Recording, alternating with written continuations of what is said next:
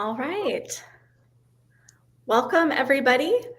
Thank you for joining us at the Western Center for Social Impact and Innovation at Miami University as we learn about ways to navigate and heal these open wound that our polarized politics and the historical traumas in which they are based have created.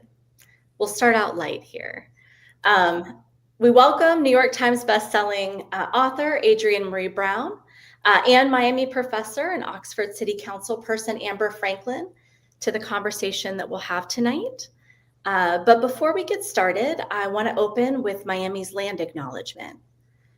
Miami University carries the name of the Miami people who, along with the Shawnee, were forcibly removed from these homelands. Despite centuries of colonization, the Miami people preserve a deep connection to this land and are engaged in a vibrant resurgence of their heritage, language, and culture. The university maintains a strong reciprocal relationship with the Miami Tribe of Oklahoma, grounded in our shared commitment to learning with each other and to learning from and with each other. To learn more, visit the Miami Center's website.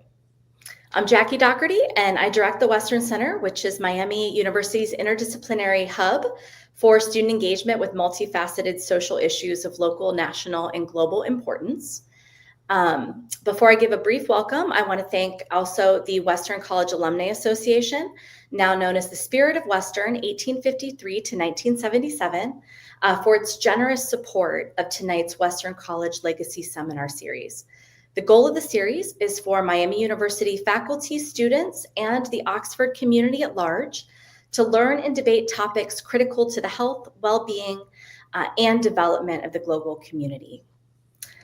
Adrienne Maree Brown will discuss how we can strengthen democracy by building more resilient and inclusive communities together. They're growing a garden of healing ideas that invite us to imagine and co-create a world in which we all want to live. Informed by decades of movement facilitation, somatics, science fiction scholarship, and doula work, Adrienne has nurtured Emergent Strategy, pleasure activism, radical imagination, loving corrections, and several other published texts as ideas and practices for transformation. Adrienne is also a ritual singer-songwriter, co-generator of the Lineages of Change Tarot deck, which I love, and co-creator and host of How to Survive the End of the World podcast with Autumn Brown. Adrienne's latest book, Loving Corrections, is now available from AK Press and is really the jumping off point for us today. Amber Franklin is the other half of today's fireside chat. Welcome, Amber. She wears many hats in our community. Professor Franklin is a speech-language pathologist at Miami whose research interests include student success and well-being in communication sciences and disorders and speech development and disorders in children who speak Eastern Caribbean languages. One of her favorite classes to teach is counseling strategies for speech-language pathologists and audiologists. Oxford City Council person Franklin prioritizes the engagement of community members from across the political spectrum and improving the quality of life among residents via living room conversations and other means. Without further ado, I will hand this over to Amber and Adrienne. Please send your questions via the Q&A function, and we will address them during the last 10 to 15 minutes. All right. Thank you, Jackie, for that wonderful introduction. And thank you, Adrienne, for joining us tonight. Looking forward to this conversation, as I know many people who've joined us tonight are. So in your most recent book, you open with the simple statement, we need each other. My question for you is, why do we need each other? And specifically, what does that mean in a time of deep political polarization? Mm-hmm. I mean, I think one of the things I learned as I studied nature is I looked at like, how does the actual world work? Not just like my theories or what I've been taught about it, but like if I tune in, what quickly became clear to me is everything is connected to each other. Like, I mean it in a very literal scientific way. Like we need each other in order to survive. And every community or every ecosystem that I would observe that was healthy, that was thriving, that was producing lots of food for its young, that was producing young, that was creating safety, they all had biodivergence. So it was always like, oh, there's a multitude of creatures and ways of being that are coexisting and they need each other. There's symbiosis, there's relationships of what gets eaten and what eats and how does that flow and how do we relate to each other. So I was like, if humans are a part of this biodivergent world, right, then necessarily we must also be needed and need something here. So I started to really tune into that. And then studying humans, facilitating humans, supporting humans, there's so many ways that I see us needing each other, needing relationship, which I think it's interesting in this moment because we're being isolated. We're being intentionally isolated by so many of the ways we communicate with each other and so many ways we spend our resources and how we think of home and what is ours, how we think of family. And so much of that isolates us away from what we actually need from each other, which is non-transactional presence, right? Time to just be with each other, time to care for each other in a way that's like, I'm not doing this so you will care for me. I'm caring for you because I care for you. And I'm asking you for things I need because I actually need them. So I love watching groups of people, especially when folks are like, I don't need anybody. I can do this on my own. You know, every person I know who's trying to do everything by themselves is burnt out, overwhelmed, numb, disconnected. And it makes times like what we're facing right now even harder because then you're like, I'm all by myself. I'm all alone. No one's got my back. No one has me. And the truth is, we are the majority of humans on earth. The majority of humans on earth want to be on earth, living on earth. Mm-hmm. Right? We want to be alive. We want to have a home. We want to have food. We want to have education. What we want is not that complicated and it's not that divergent.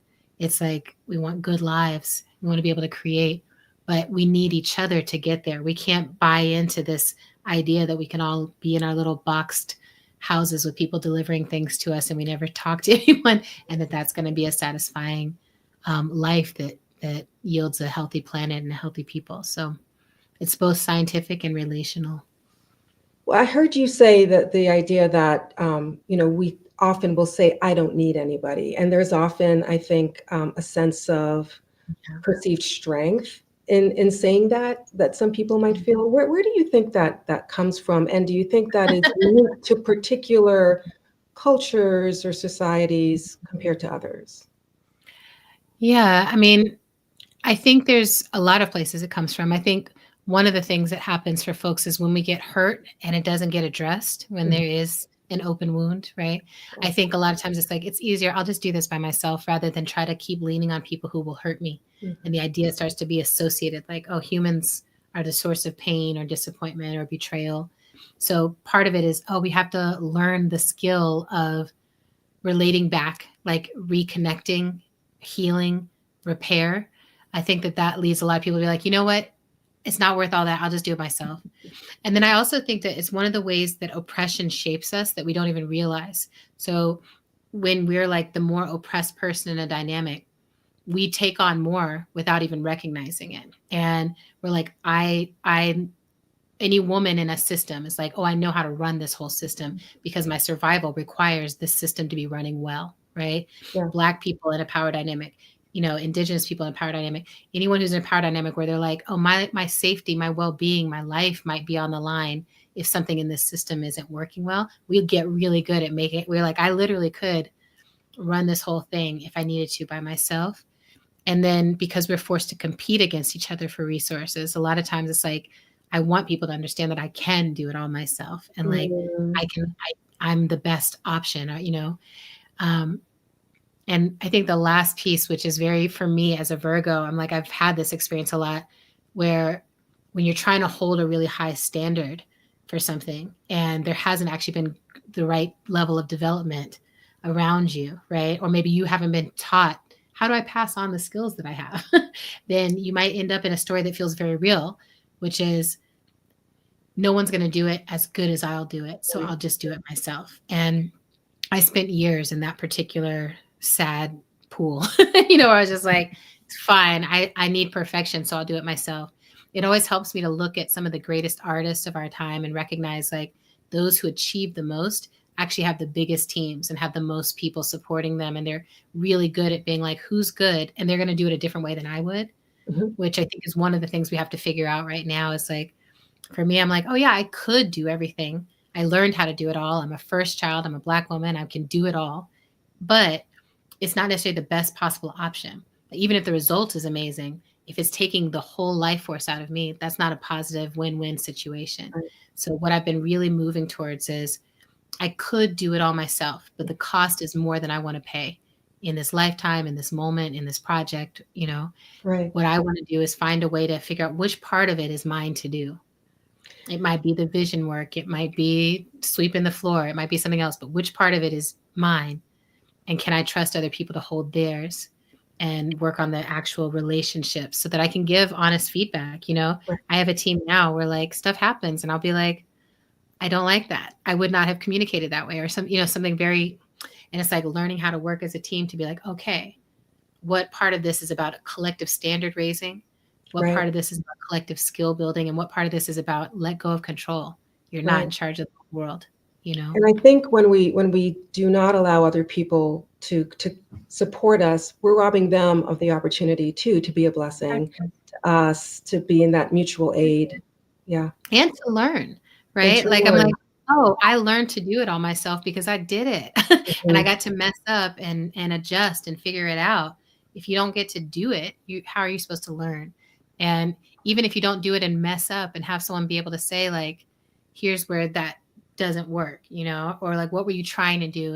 And right. But I think, yeah, part of the social mediaification of everything, I think, has made it like we think we're supposed to be great at everything on the first try, and we're supposed to, get immediate like and praise and affirmation. I'm like, no, you got to get in the trenches and make mistakes and get told you made a mistake. Right. That's also a huge, exciting part of things, is being like, dang, and for me as a boss, I'm always thinking about that, or as someone who's like managing or, trying to set leadership. I'm like, I want to create the kind of environment, or I want to be the kind of person that people are like, I want to please this person, not to the detriment of myself, but like, I want to do well by them. I want it to be good the first time. And I trust that they know that they can get that from me. I trust that they'll tell me if I'm not doing it right, but I want to please them. And I think that's the balance that you're always trying to strike with each other in any working relationship, in any relationship at all. It's like, I actually want to do well by you, right? Yes. Not in a people pleaser way, but in a like, in our relationship, I want to be hitting a standard that you're like, yeah, I can see your effort. I see that you care about this. I see that you feel alive here. So I appreciate that response, and I want to tie that in now to the idea specifically of doing democracy. So first of all, Mhm. if you can explain to all of us what you mean when you say that we should be in a right relationship with one another. That's great. Yeah. So mostly, I mean, relationships that are not oppressive and not extractive. Mm. So much of, because we're all in relationship to everything. I think that's one of the first things, is to recognize that you don't get to opt out of relationship. You don't get to, even if you turn away from something, even if you like walk away from something, that doesn't change the fact that you're in relationship to it. And I think a lot of us can get confused about that. We're like, oh yeah, I don't want to pay attention to this crisis. Okay, well, the crisis will still come knock on your door at some point when it's your turn to carry your load. So I think one thing is just recognize, like, we're in a lot of relationships. And part of what I think has been happening now is we've gotten out of right relationship, which means we're in a lot of relationships where we don't tend to it, where the power dynamics are really uneven, where extraction is happening very easily, right? People, I feel like, oh, someone can just take so much from me and they never have to return anything. They never have to care about me. Mhm. That feels like an extractive relationship. So, during COVID, I think a lot of the people, they were like, these are the essential workers. They were like, these are Mhm. people we feel like we can extract from and we can put into great risk, right? So that's not right. That wasn't a right relationship time for so many people, right? Um, and then the transactional piece and even the manipulation piece, I think those are elements of being out of right relationship, where you're like, something I often caution us about when we're trying to create social change is, I'm like, we have to be so careful not to be manipulative, not to be like, well, there's something I want to achieve and I'm just seeing you as a number that will help me achieve that. And I'm just going to move you along and try to get your vote, or try to get you to sign something, or try to get your money. right relationship is like, I recognize your sovereignty. I recognize my own sovereignty. I recognize that we are in a relationship. I recognize that we're sharing the world. We can be intentional about that relationship, right? And say, how do we connect with each other? How do we want to connect with each other? And intentional means we also are like, we repair the relationship as we go, because nothing is in perfect form at all times. Where the biodivergence is the magic, right? It's like, oh, you're a different person from me. Like, one of the first pieces of a good relationship is recognizing that you are not me. You are going to bring a different set of beliefs, behaviors, ideas to the table, and that'll make things better. And if it doesn't make things better, our relationship will shift, right? And I want to be clear, right? Relationship can include serious boundaries. There are people that I don't speak to anymore, and that is our relationship. Our relationship is we are not in contact for reasons that we both understand and we both honor, right? Then that's the right relationship with that person in this lifetime, or that group in this lifetime. And then there are other folks where I'm like, some time has passed from when we hurt each other's feelings or we misunderstood each other. Let's sit down and see if right relationship feels like it could change, right? I have people that I'm rebuilding relationships with, family members that I'm rebuilding relationships with. And I'm like, okay, like, family is particularly special with this, because I'm like, the universe put us into a relationship with each other. We have to decide what we make of it, right? Right. And it's, I'm like, I didn't choose to be here. We may have nothing in common other than the fact that we came from the same place, but here we are. For some reason, we're supposed to relate to each other. And for so many of us now in the US, our family systems are quite divergent. We might have multiracial, multicultural, different religions, different political beliefs. And we're like, how do we sit at the table? What is right relationship with each other? It's certainly not everyone yelling at each other. It's certainly not everyone avoiding talking about the real world in order to keep it moving through. What is right relationship? And I'm really experimenting with that with my family, which has the full range of all things, and being like, how do we hold on to each other's humanity, stay connected to the fact that we are two different individuals moving through this life together? And I don't know if this is coming in right now, so I'll just say it because maybe this is coming in because your audience needs to hear it. Right relationships feel good and fun. There's an element of you're enjoying it, right? Yeah. I think sometimes we get in these things where we're like, we're trying to do everything so correctly by each other. There's so much care. But I'm like, yeah, but you also need to be able to have fun, make fun of yourselves, have your ways of playing, have your special handshakes, whatever it is. Like, you can feel when you're in the pocket where you're like, yeah, I can just be myself here. To me, the ultimate sign of right relationship is when I can just be authentically myself continuously, right? That I'm like, there's no part of my day, there's no person I have to interact with, there's no place I have to go where I have to shapeshift into some other form of myself. It's Right. like I've made a life where I'm in right relationship with everything, so that I get to be myself all the time. So yeah, I hear you talking a lot about, without using the word, authenticity, right? How do we show up authentically in our relationships? And if you could connect the dots for us between that, being in a right relationship, showing up authentically, and then creating a resilient democracy. And Yeah. what do you see as the barriers to that? Yeah, I think that's great. I think this piece around authenticity and honesty, like being like, here's honestly what I like and honestly what I need. Sometimes I dream about what it would be like if we just for a day or for a week or for a month, we're like, everyone just forget the structures we already have in place and just authentically pursue what you most want to do all day. Just follow your own instinct. And I think a lot of people would sleep for like a week. And then after that would be like, okay, like maybe I want to plant something, or maybe I want to draw something, or what do I want to do? But I think if most of us were authentic and true to ourselves, we would be a lot more rested, and we would be contributing to society from a place of creativity rather than a place of obligation, because I have to make enough of a living to support myself and my family to survive. So right away, there at the base of our democracy, there's this error, or there's this thing that throws us off the path, and it starts very young, right? So in school, you can see someone being playful and feeling into their whole creative self and being like, there's no room for that. There's no career path for that. You need to find something serious and real to do. So the inauthentic life starts very early especially for us in the US.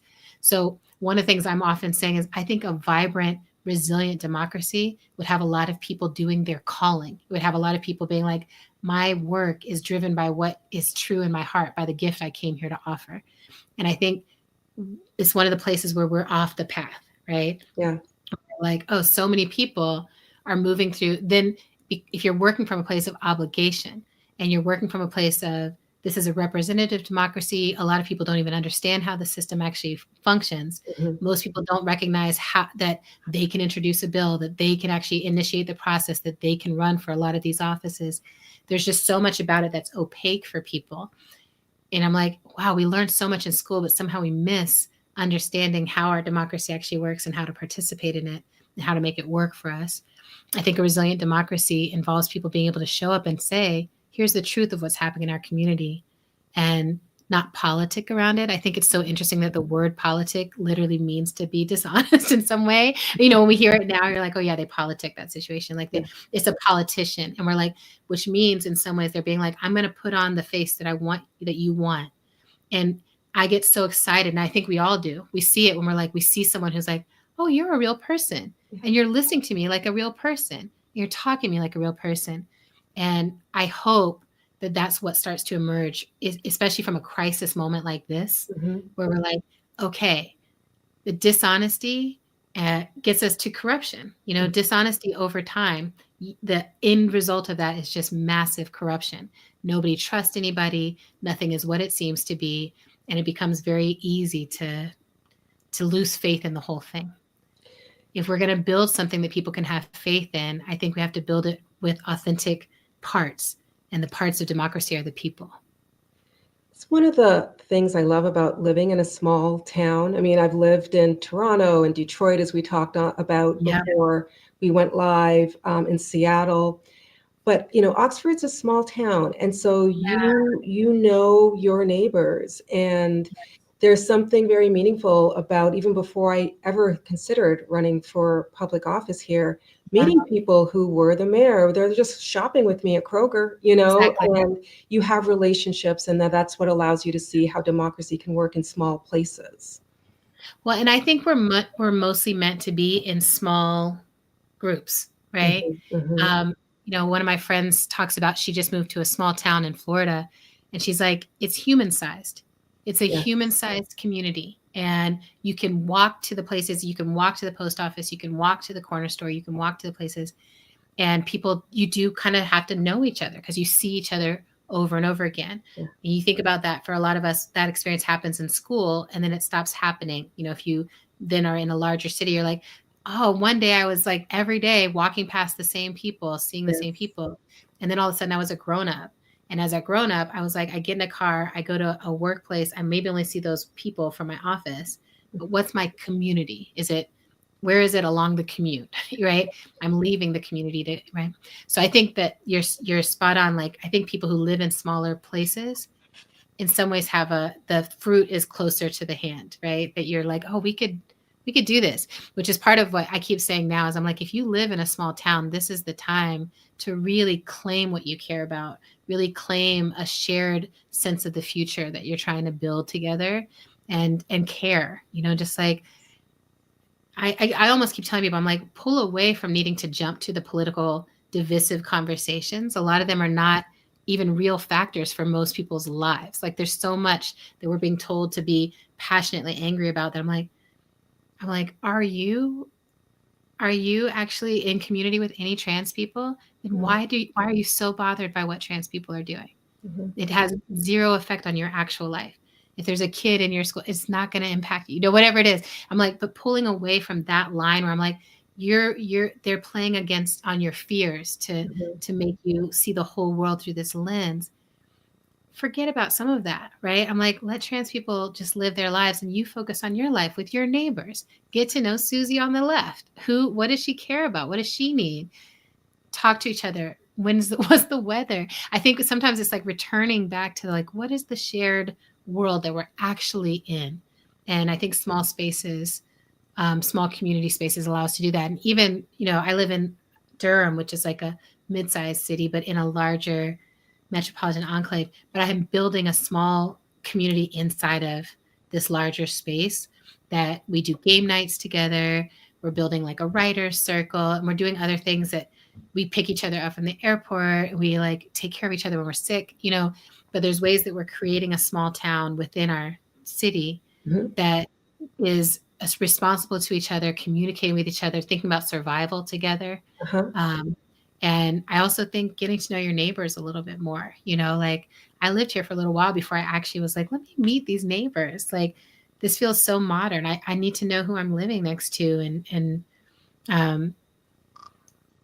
some of that is also like on this in the realm of social media. I'm like, you're not supposed to just talk to any old body. Like that could be a troll. I'm like, but in real life, you're not walking around running into trolls. You're walking around running into your neighbors. Right. And even if someone does say something really difficult, right?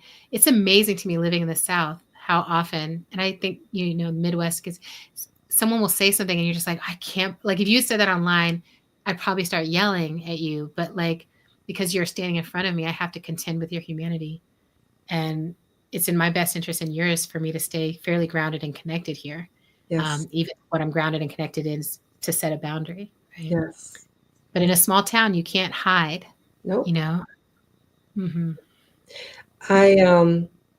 There's a song by Willie Nelson's son. I forget his first name, but he has this great song called "Turn Off the News and Build a Garden." It's worth checking out. It's great.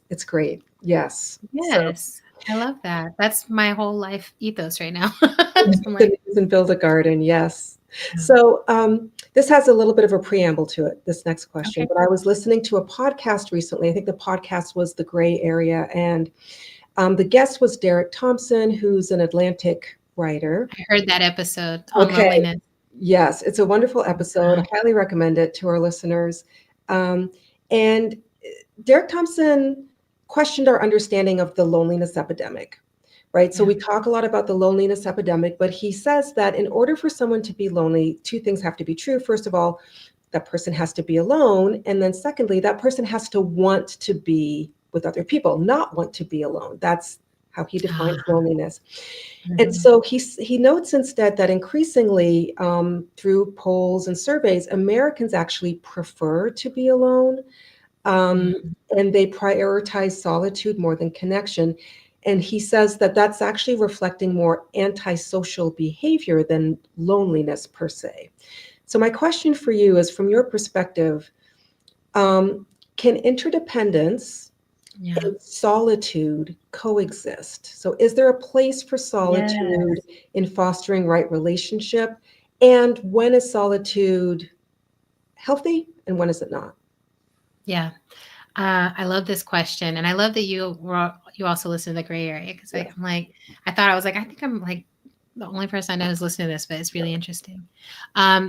Well, first of all, I think this antisocial social piece is really interesting to me, because all the people I know who spend a lot of time alone are actually spending a lot of time online in community with people, but just not physically in community. So I think there's something particular about what feeds our sense of company, right? Is it physical togetherness or is it something else? And I'm like, a lot of us, I love solitude and interdependence. And my network of people here in Durham and most of the people around the country are pretty much like introverted creators, where we're driven to create. So there's some writing or something that comes out to the world, but our private lives, we need a ton of solitude.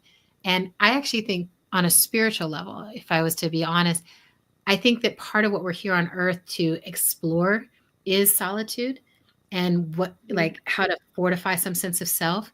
Because I think most of our existence is actually oneness. And, it's interesting, like everyone who does a mushroom trip or an ayahuasca trip or a deep spiritual journey or a shamanic journey, my friend who goes and talks to the whales, like all of it is like, we're one, we're just one. We're not a separate thing. Like, understand that we're one. And I'm like, oh yeah, I think that's the truth of our existence. And then I think part of why we're given these individual bodies, this individual capacity to reason and kind of the struggle of being a human is like the sense, like, am I alone? And having to answer that question. And I don't know about you, but I get different answers when I ask that question, right? So there's been times when I was like, I'm all alone. Like if something happened to me, no one would even care. No one would know. It's a story that I was telling myself. And when I believe that story, the world seems very bleak, very empty. And it's an aloneness that doesn't feel good to me. Like it feels, even though I don't, when I'm really deep in that place, I'm like, I'm not reaching out to anyone. I want to double down on this feeling, and no one's even going to give me the right kind of company. And then there's the pendulum will swing, and I'm like, I'm never alone. And I think the truth is actually there, which is the more I understand how to relate to nature, the more I understand how to relate to spirit, and the more I understand how to relate to myself, I'm like, oh, I'm never actually alone without options. I was like, in this world, I have options. I could go outside and be with trees and be with the birds and be with the Canadian geese that are like chilling, or I could call somebody. There's a lot of people who would love to spend time with me right now, and they might not be the exact thing. Sometimes we're lonely for a very specific thing that we're not able to articulate. And I'm writing a book that's all about love and love stories and like, what does it really mean to love? Because I think so much of what this loneliness thing is about is we're not learning how to love. We're not learning how to actually do loving relationships. We're learning how to like build brands, build marketing, how to present a sort of doppelganger of ourselves to the public. But then we lose the capacity to like be in the same space with another person, figuring it out and letting someone love us as flawed individuals and love us as changing individuals. So the solitude for me, I protect my solitude ferociously, and my solitude and my interdependence feel very balanced. But my interdependence is like, it springs from the richness of my solitude, and my solitude is fed by a real sense of like, I'm in this life to really understand this little self of mine, and like, what is it I'm here to give? I worry about people who don't gift themselves solitude, because I think we can get stuck in pure reactivity. I think so much of our political reality right now is just reacting, nonstop reacting, and never taking the time to be mindful with the self and to say, does that make sense? How do I feel about it? Is there anything I should do about it? Do I want a community to help me respond to it? I think, mindfulness and meditation are the tools to me that help build the bridge between solitude and interdependence. Because I feel like when you're in your solitude, if you're just mindlessly watching television or mindlessly doom scrolling, then that's not meaningful solitude necessarily. It's not nourishing solitude. It doesn't help you connect to yourself. It can be good if you're like overwhelmed.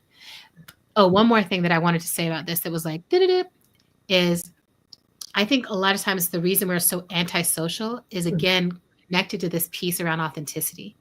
If you spend your whole life not able to be authentic anywhere, it takes a lot of labor to keep that up. It takes a lot of labor. You go to work and you're like, hi, doing this weird version of yourself.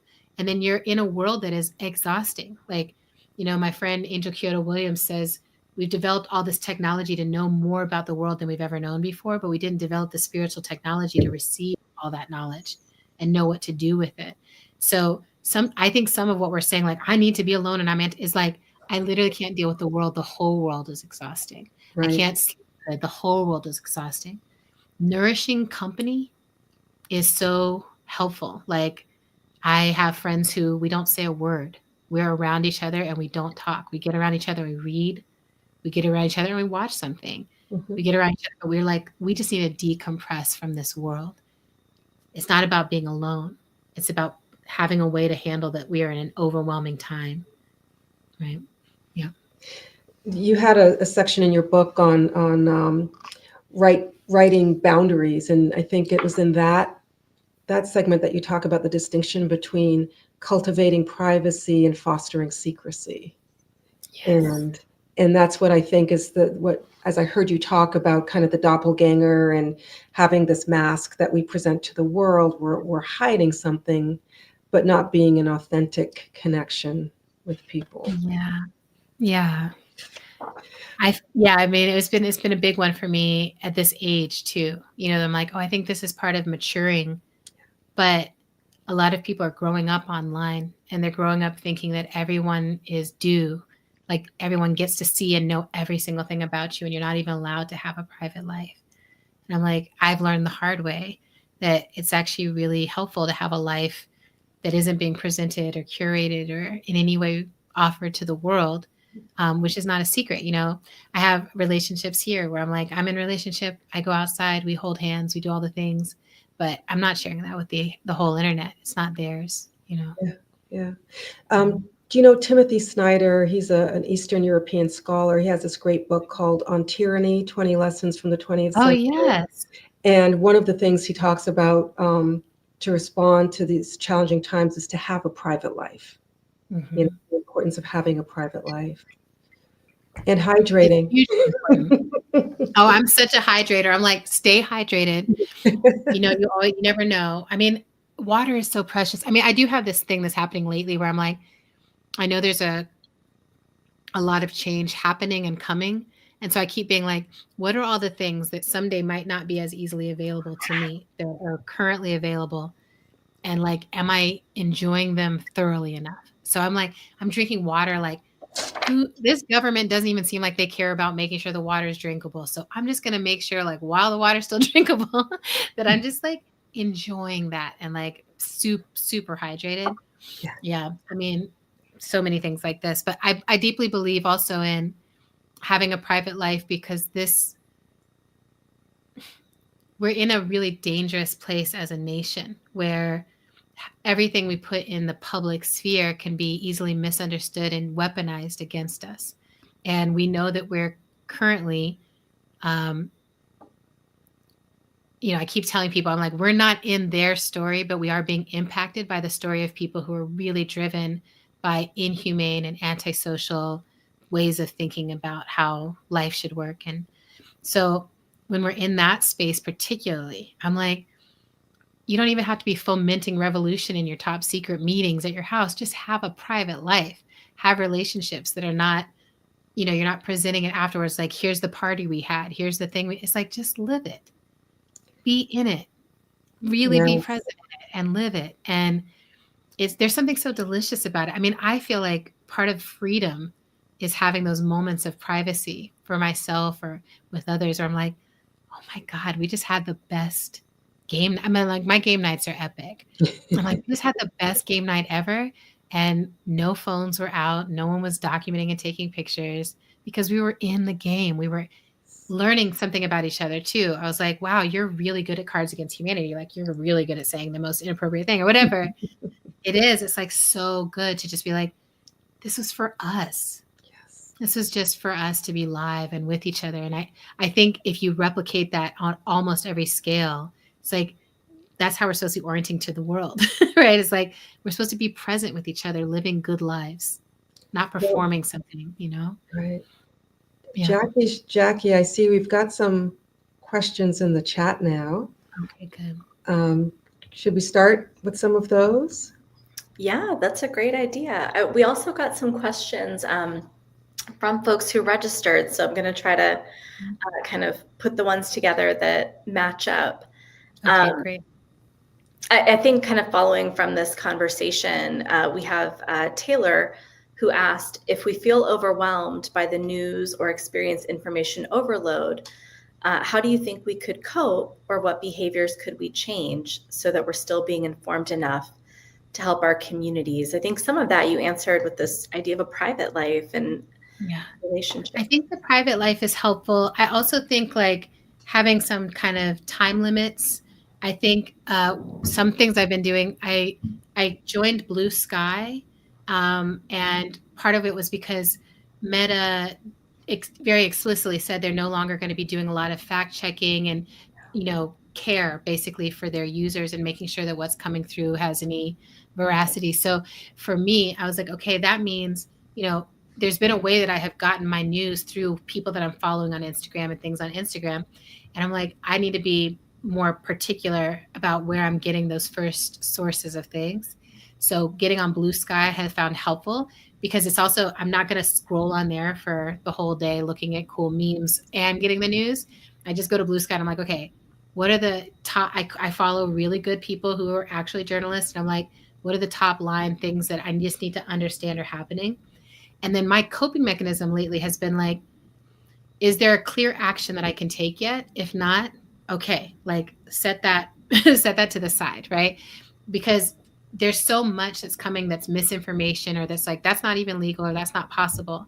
And I have to have some faith. This comes back to like, oh, I can't do it all myself. I'm not a lawyer. I'm not a judge. I'm not a, scientific researcher working for the NIH. I'm not in a top secret security organization. Like there's just so many jobs I don't have. And those people right now, they have become the front line of this phase of struggle, right? Of like, will we have a democracy or not have a democracy? I can be a citizen participant in that. I can support the Working Families Party. I can do the things that I'm doing, but I actually can't jump into every single one of those fights. If I do, I'll wear myself out. So I think I just want to say that, because I'm like, having some place that you're like, I just go here. And it might be for you an actual outlet. You're like, I subscribe to this one or that one, and that's where I just go get my news. And I've really been tuning into like, who are the people that I trust, and who are the people that they trust. And you might want to find like specific people, when I'm like, Dr. Ayana Johnson, for instance, for me, when it comes to climate catastrophe, climate science, I just check her stuff out because I know she's very solutions oriented. I know she has a very like proactive outlook. And I also know that she can really feel the pain of the earth, So I'm like, okay, that's someone I can trust on these things. And then I also do a little ritual now. Like when the news comes in, I will sit back and take a breath and just be like, okay, some of this is meant to overwhelm me. A lot of this is the main thing that they're actually trying to do right now is to make me feel overwhelmed and like I can't do anything. So when I hit that, if I start to feel like I can't do anything, I'm like, oh, that's not true. So I need to get off of here. I need to sign off. And I use a little 15-minute, the screen timer on all my social media. So it just tells me, it doesn't, it's like, you've been on for 15 minutes. We're closing it down now. If you have to negotiate if you want more. And that just helps so much because I'm like, yeah, I shouldn't need more than 15 minutes at a time on any of these things. So, but a little ritual after can help. So I keep sage like all throughout my house. If you walk around, there's sage, there's cedar, there's juniper, there's frankincense. I'm a burning things girl. And I will just sit and just be like, okay, like that was some bad news. Probably it's not true. Hopefully put a blessing on the people who can be the first responders to it. And then, I ask the universe, like really clearly guide me if there's something I'm supposed to do. Like, let me know what I need to do. And sometimes it's like, I need to write a song or a poem. Sometimes it's like, I need to reach out to some political organization I love and ask if they need my help. Make a volunteer effort. So. Thank you. Yeah. Thanks, Taylor. Yeah. And Ayana Johnson, great book. What If We Get It Right? Climate Solutions. Yeah. Great. She's so great. She's great. She has a podcast. We have a talk that we did together in Detroit recently, so you can find that online. Ooh. All right. This is a really simple one that a lot of people ask that I think kind of comes into where you are right now. What is giving you hope right now? Oh, wow. I will say this. For me, I've been weightlifting recently. And like for the first time, I've got a personal trainer who's helping me learn to like get strong. And I've never been a strength person. I'm like, I swim and I can swim for miles and miles, but I think of it as like, I'm just like a fish moving through the water. And this is so different. I'm like, I'm building a muscle. And I mentioned that because I have recently realized that the way I feel hope is like a muscle. Like, I'm like, oh, I have to work it out. I have to intentionally go out and find things that give me hope. Because it's daunting to look at how much is changing in the world and how globally the shift towards fascism is happening, how globally this sort of techno oligarchy fascist thing is unfolding. And it feels fast. It's been happening for so long that literally people wrote books 30 years ago predicting it, but it feels fast in this moment. And I'm like, oh, I have to go looking for what gives me hope. And I'll tell you some of the things. Folks who have been doing work to combat ICE give me incredible hope. Folks who are standing up in their jobs, in their offices, and being like, we're not leaving or we're not complying, that gives me a lot of hope. People who are talking about how they can strike and slow down this process and like be a wrench in the gears of it in all kinds of ways, that gives me a ton of hope. Remembering my ancestors have survived this and much worse, and that they still sang and they still danced and they still created art and books and narratives and faith systems, that gives me hope, right? That I'm like, we are as a species, we have been through apocalypse so many times. And each time that we go towards the dark side of the forest, I'm definitely a sci-fi girly. Each time we go there, that gets revealed, right? Like humans reveal to each other. We're like, oh, that's not the way. And we recover. It takes a long time. But I think it's all part of our evolutionary process. And that also gives me hope that I'm like, either we will go extinct or we will make it compelling that humans get to stay alive. Either one of those is the best possible option for the earth. And that's what I really care about. It might sound a little morbid, but it does give me a sense of peace that I'm like, I'm not going to live forever. No one is. Like, this is just what I'm experiencing in this lifetime. I'm here to learn something in this lifetime. And I don't know, something about that gives me hope. It's like, keep your student mind on. Like, what is this test and what are you supposed to learn? And like, maybe it's to be more compassionate, and seeing people be compassionate. The number of people in my community who have created go bags and bug out bags in response to all the natural disasters, I'm like, that gives me hope, because all those things mean we want to live. I just see so many people saying, I want to live. And I'm like, yeah, life is so amazing. I want us to all want to live and have lives worth living. And I'm surrounded by people who are trying to make that happen every day. So I'm in a very hopeful location, I'm trying to think if there's other things. Listen to music also. Listen to Kendrick. I'm just sort of like, listen, maybe I've just got to be more of a hater. I keep thinking like, should I just be like writing more funny, hateful things? Like maybe that's what I need to do. Anyway, I'm just like, there's just many ways to do excellence. So. Abijah asks that you mentioned something like creativity increases feelings as obligation decreases. So creativity increases as feelings of obligation decrease. Yes. Okay. Is it bad to do things out of obligation? Is obligation always bad in a relationship with another? I love this question. I reckon with this one all the time. I think if obligation is the primary reason you are doing things in a relationship, that is bad. And that's probably a sign that there's some dysfunction in that relationship.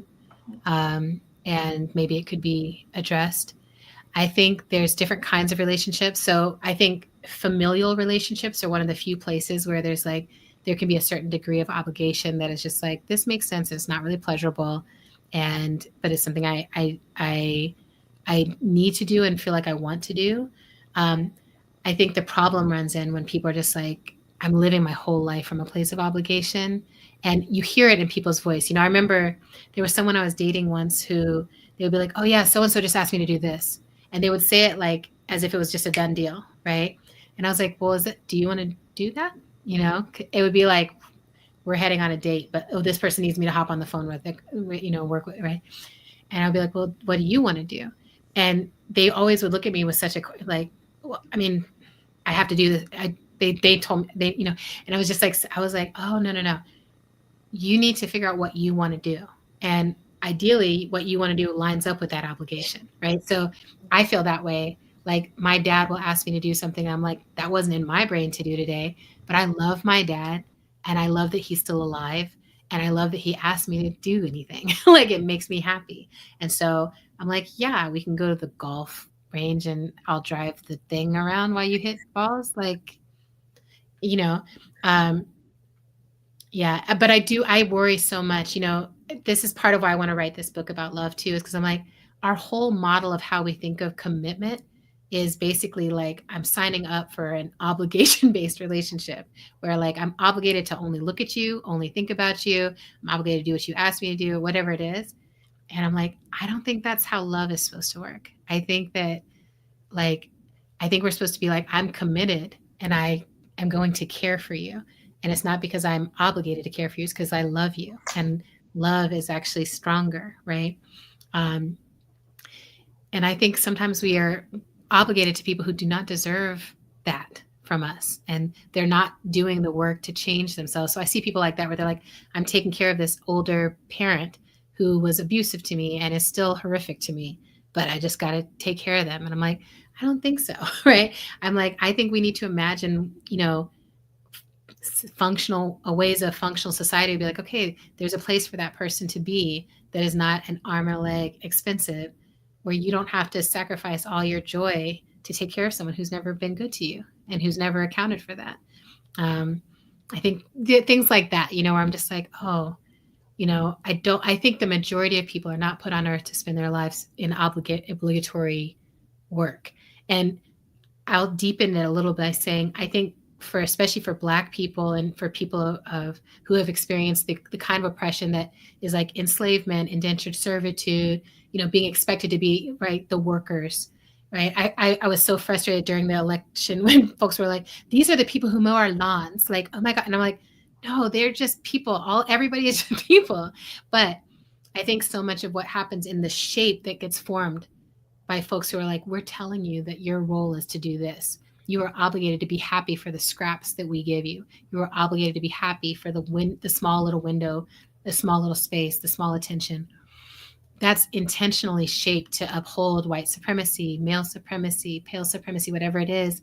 And I think we have to be really cautious about our comfort with doing things out of obligation, right? Especially for women, for anybody who's in that class, it's like, oh, you're supposed to just be here to be a side part to my story, right? Like that's how so many privileged people move through the world. I have a story and everyone else is just obligated to oblige it.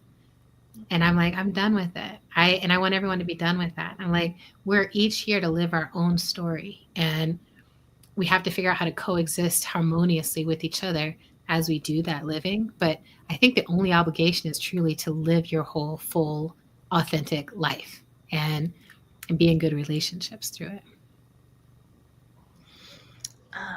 I've got a question. I watched an interview, several interviews preparing for this that you did. All were wonderful. And in one of them, you ended the interview by saying, we don't need to build right or left. We need to build up. Yes.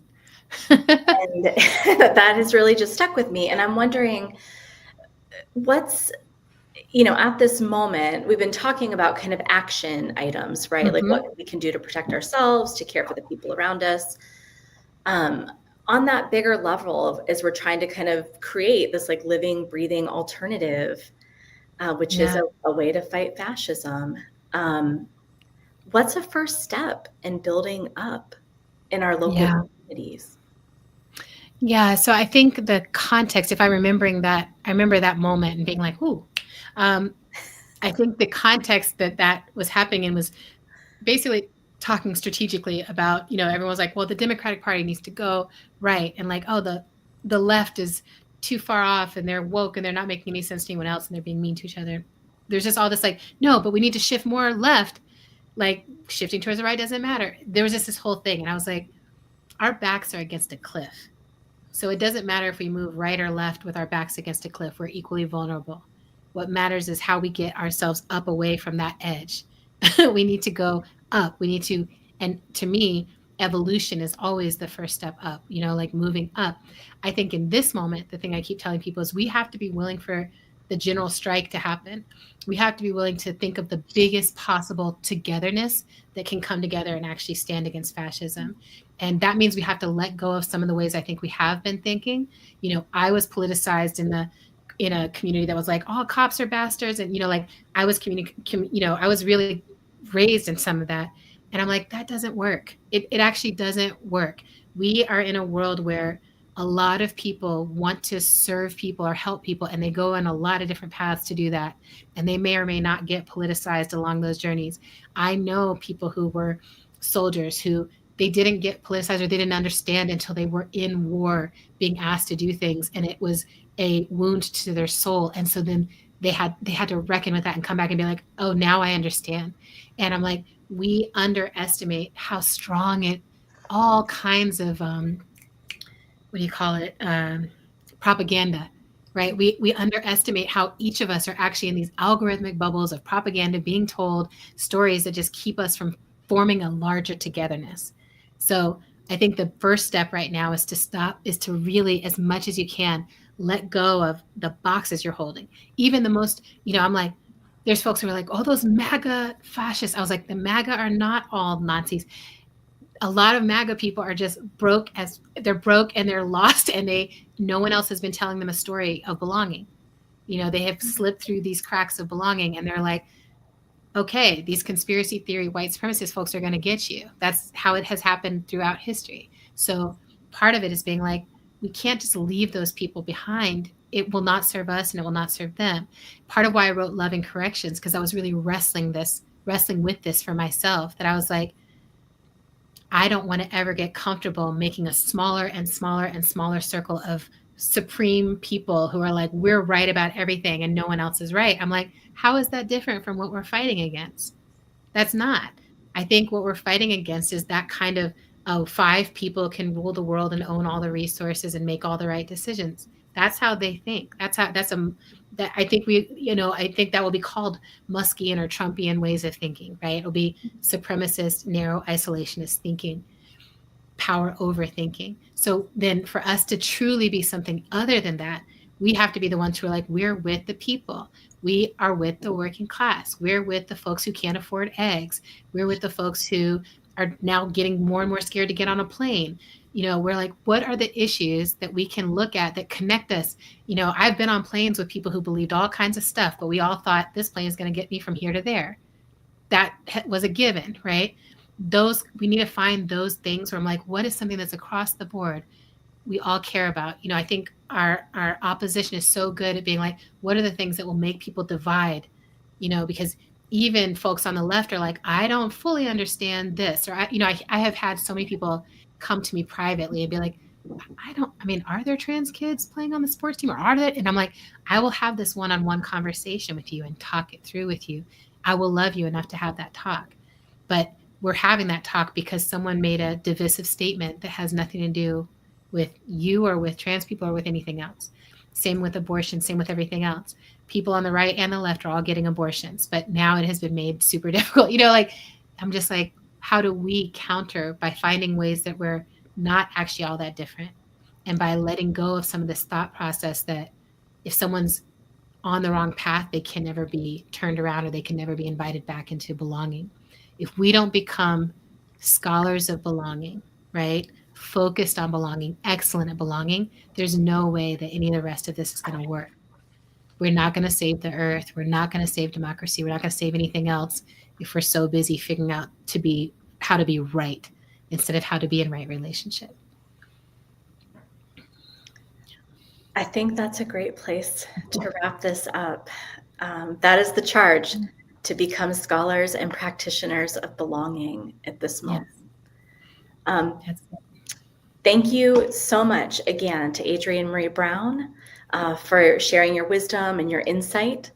And for Amber Thank you for having me. And thank you, Amber, for having the conversation with me. I really appreciate you both. I enjoyed it. And all the question askers. Thank you. It means a lot to me in this time.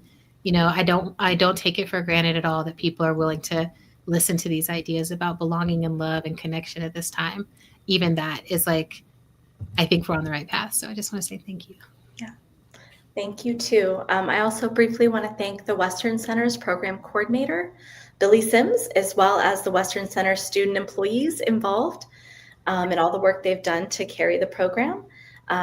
Thank you also to Molly Young and JJ Slager at the Alumni Office, who are bringing us this beautiful streaming webinar.